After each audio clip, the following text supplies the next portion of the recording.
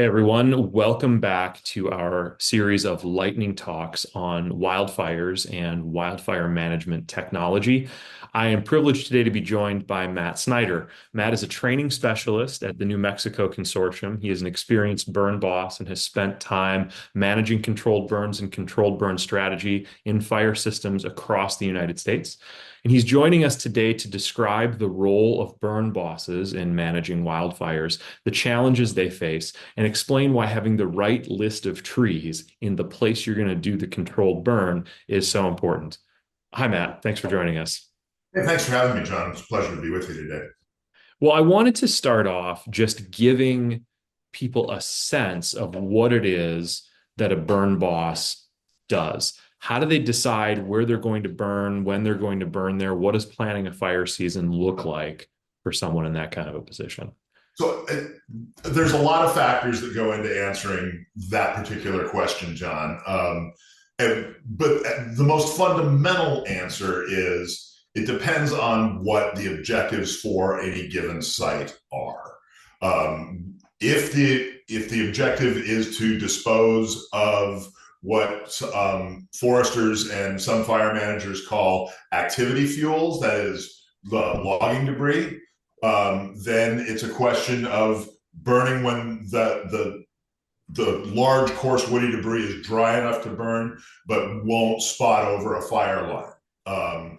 If the objective, the overall objective for the site, the goal for the site is to restore, let's say, a native fire dependent forest, which we know there are many examples of in North America, and that site has had fire excluded from it for a long time, then we need to take a more incremental approach and introduce fire at first under very, very mild or moderate conditions while we reduce fuel cumulatively. We know that there's no silver bullet in this, right? We can't just put fire into a stand of trees once and say, okay, it's all good now.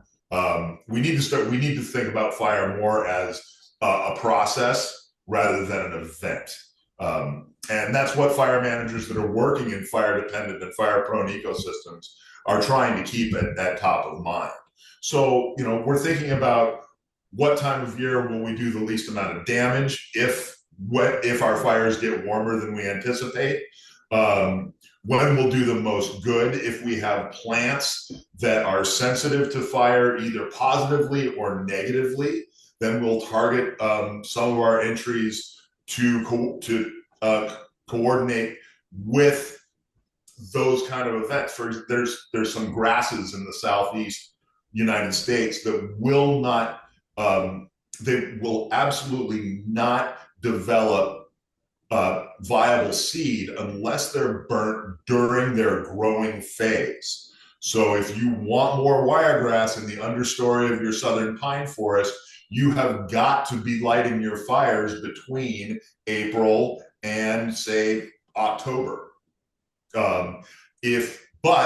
Conversely, if you're interested in getting rid of large diameter activity fuels while keeping your fire in the box where you put it, then you might be wanting to burn with some snow on the ground, frankly, if you're working out west, or you might be wanting to burn during the real rainy part of the year on the west slope of the Cascades in Oregon and Washington, or in the Coast Ranges of both of those states.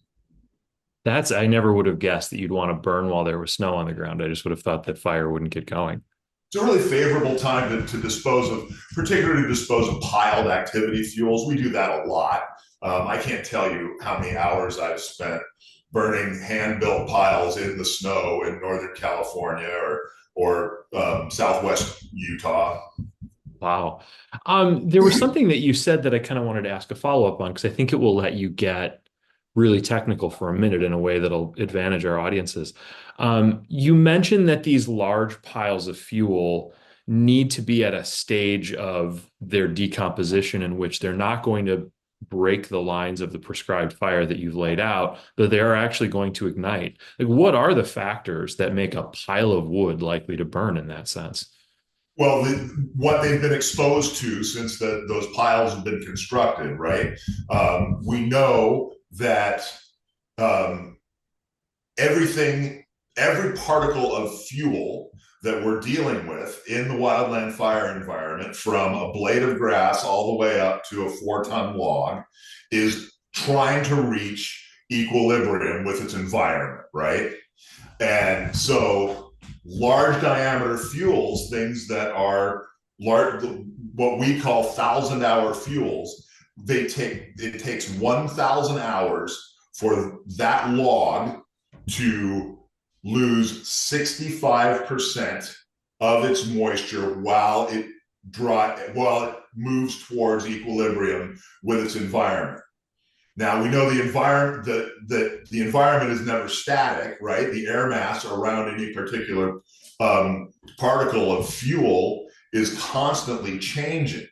So to move to equilibrium for that log takes, we'll say it takes 1,000 hours. For a blade of grass, that similar move towards equilibrium takes 1 hour, right? So that's how managers classify fuels, from 1, 10, 100, and 1,000-hour fuels is how we're looking at things.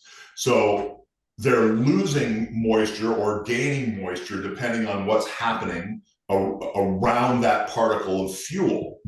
So to put a log on the ground,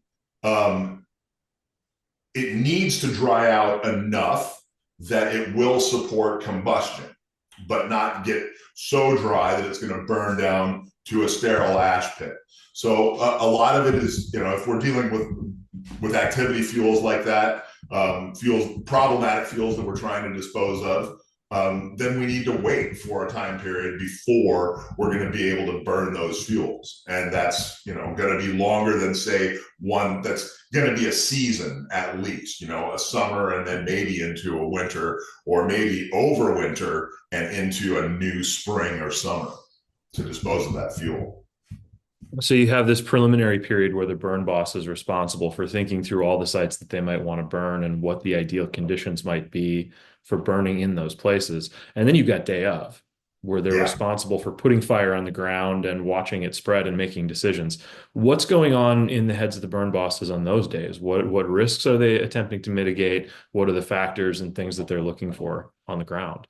A really close friend of mine likes to say that a burn boss's job is 50% chess master and 50% border collie. So a lot of what we're doing when we're out running a prescribed fire organization, that can be as small as, for some private small landowners in the Southeast, it's 2 people, for some large complex aerial ignited operations, it can be as many as 150 to 200 people. I worked on prescribed fires in national parks in southern Arizona that went on for a week and were staffed by over 300 people with an incident management team running them. It's a lot like working on a campaign fire that's in a campaign organization trying to suppress a large going wildfire. So, the first and most important job that a burn boss has is to communicate leaders' intent clearly, right? And that starts at the beginning of the day. And it starts with a briefing. And in the briefing, the burn boss is going to describe what the objectives and goals for the day are, how the people are going to fit into the organization, who is responsible for what, and who talks to who in the chain of command. It's going to describe what the predicted weather is, what we'll do in case of an unintended consequence, an escape of the fire, how the organization will shift if something happens that we need to focus on that's outside of the box that we've built, right? So, and that's key, and it's a key skill for experienced burn bosses to cultivate, is they have to be able to describe a lot of information in a relatively short period of time very, very effectively. Um, so once the briefing takes place, then we start putting fire on the ground. The burn boss is going to communicate with the people that are in charge of the ignition operation. They're going to communicate with folks that are in charge, that are tasked with keeping the fire where it belongs. There may be a part of the organization that is there to monitor, just to monitor the fire, that are not actively fighting the fire. They're taking notes on fire behavior. They're monitoring smoke and where it's going. And all of those people have information to pass to the burn boss, who is ultimately going to make decisions on how the fire is conducted in consultation with subordinate leaders. And then through the day, they're taking in a ton of information. We're always monitoring the weather. We have in any large prescribed fire organization, and most small ones, there's going to be somebody who is tasked with tracking wind speed and direction, ambient air temperature, relative humidity, because we know all of those factors go into what makes up fire behavior, right? So if the wind picks up or the relative humidity gets too low, then the organization may have left the prescription, or the fire may have left the prescription parameters that we've established for it. And it's important to remember that a burn plan that has established prescriptive elements in it can be looked at like a legally binding contract, right? So if I write a burn plan that says my wind threshold is 10 miles an hour from any given direction in the compass, but 10 miles an hour is my limit, and I get a sustained wind event that goes on for more than, say, 8 or 10 minutes that blows my fire out of the box, how do I explain that to an attorney when I'm sitting in a witness box because my fire left the box that I built for it and burned down my neighbor's hay barn, right? So we're constantly looking at weather and how it changes, and we're thinking about what we need to do to adjust our operations as conditions are changing. That's where we get into the sheepdog, border collie part of being a burn boss. It's looking 3 moves ahead, and thinking about containing issues before they become problems. This is a really good segue to one of my other questions, which is we are, of course, working together on a product called BurnPro 3D, which is intended to help simulate these types of prescribed burns. What are the opportunities and advantages of using a program like BurnPro if you're a burn boss? One of the exciting things about BurnPro 3D is the fact that it gives us the suites of results, right? It churns out large numbers of solutions to different environmental conditions. And one of the things, so we get to see how a ton of different conditions will result in fire behavior that's either acceptable, too hot, or too cold for us to meet our objectives safely, right? So that's a very exciting part of it, being able to see many combinations of conditions that will give us what we're looking for or not is really vital, because we're working on solving a problem that's been 100 years in the making, right? There's too much fuel in our wildlands, and it's because we've done too good a job at listening to Smokey Bear and stomping every fire that ignited out instantly. And as a result, there's just too much fuel out there, and it's what's driving a lot of our ecological problems and a lot of the large fire problem in the United States. So if we can find marginal days, preferably marginal on the cold end rather than on the hot end, but if we can find, we need to be able to find more burn days. that are out there. We need to take advantage of every day we possibly can, safely and efficiently put fire on the ground. And we've got to stop looking for Goldilocks days, Mm. which is really one of the most exciting parts about these large physics-based models that I'm seeing as a burn boss. The other one's going to be training.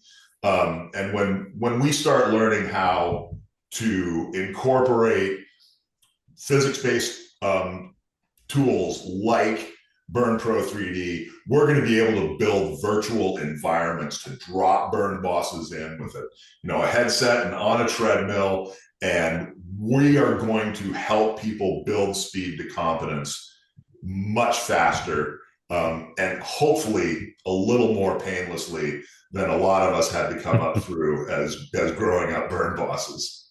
Yeah, that's really interesting how on one end you're sort of shrinking the window of days that you might consider burning at a particular spot, and therefore you can kind of focus. And then you're also sort of getting alerts that there are places and times that you could burn that you might not have thought about before.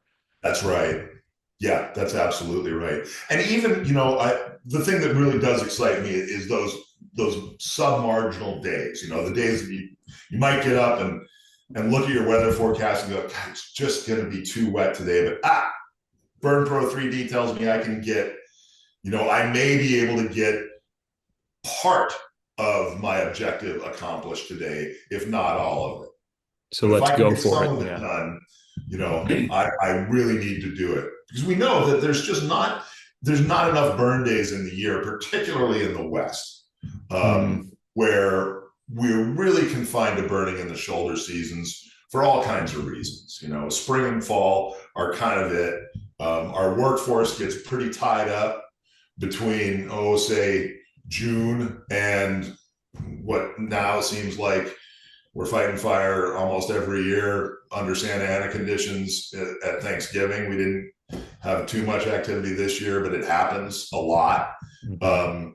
And then it gets too wet to burn and do much good in most of the West, either snow or rain. So finding those submarginal conditions is really exciting to me. Okay. So I want to shift just a little bit, thinking from both the perspective of a burn boss who's looking out at a prescribed plot or thinking about planning for a bunch of prescribed plots, or from Burn Pro 3D. You have all of these inputs that you care about, that you're thinking about, that will tell you how much you're likely to burn.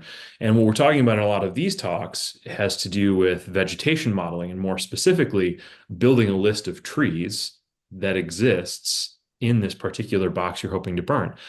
Why does having an accurate tree list matter? Aren't trees at some point just trees? Not necessarily, John. And the best example I can come up with is here in the Southeast. I live in Southwest Georgia. I live in in the middle of 300,000 acres of privately owned, fire maintained longleaf and other southern yellow pine species forest, right? It's been recovered over about a century, and reclaimed as a fire forest after fire had been extirpated from here for a while. But within that fire forest that needs to burn pretty much on a 2-year fire return interval, there are species of trees and individuals that can negatively impact fire behavior. We have a lot of live oaks that in and around within our fire dependent forest system here in Southwest Georgia. And live oak leaves, when they do fall, are small, they're flat, and they're very, very waxy. They form a very dense bed that turns out to be almost a stop sign, if not a speed bump to fire. So knowing where those live oaks are within my stand, if I can visualize it, I might change the way I light something because I need a stronger push up a hill. I might think I'm going to hold up, it'll help me visualize my plan, because I know, well, if I get 10 chains past that road, it's just a gradient down to a stream, and it's getting much wetter. It's much more and much less fire prone. So I might not want to put my energy into trying to get fire into that. Does that make sense? Yeah, your border collie has to run a lot less if you know where the natural fire breaks are. That's exactly right. Yeah, precisely. And your Clydesdales that are pulling your prep work don't have to do as much work either if you can go and find free line.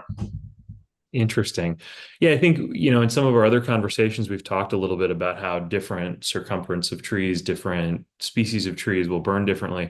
But it's interesting to hear that there's also a lot of these sort of downstream considerations, like the leaf litter from a live oak is just going to burn differently than the leaf litter of a pine tree, like a Christmas tree in the background here, right? Absolutely right. If you take fire out of these southern systems for long enough, they will everything tends towards some kind of climax forest, right? Well, the climax state for a lot of southern pine forests, absent disturbance, is an old growth beech magnolia community. And Interesting. neither of those trees will burn to save their lives. And it just turns into wood so thick that nothing can walk through it. Interesting. Well, Matt, thank you so much for taking the time to talk us through job of a burn boss and how tree lists and vegetation models influence how we're burning things. For the rest of you, look forward to seeing you in the next of our live Lightning Talk series on wildfire management and wildfire management technology. Thanks for joining us. Thanks, John.